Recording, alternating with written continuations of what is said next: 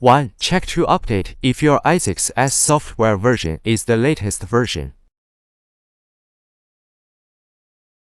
We need to prepare a 5V2A USB charger before use.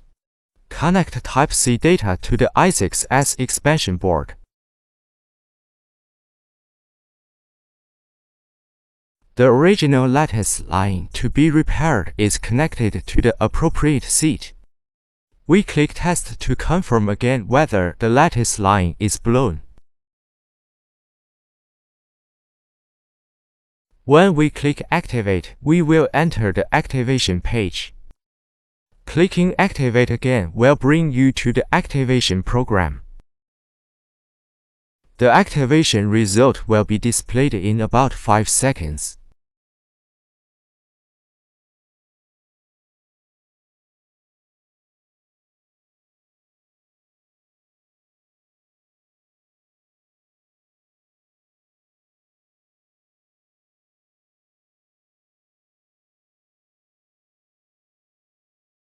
We switch the UI page to the red page, click red, and replace the dot matrix line with i2c after the red is successful.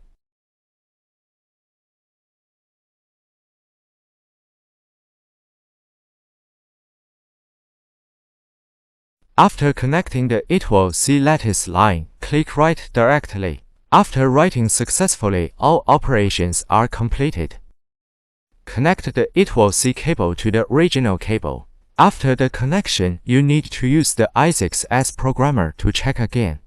After the test is normal, install the cable on the mobile phone for function test.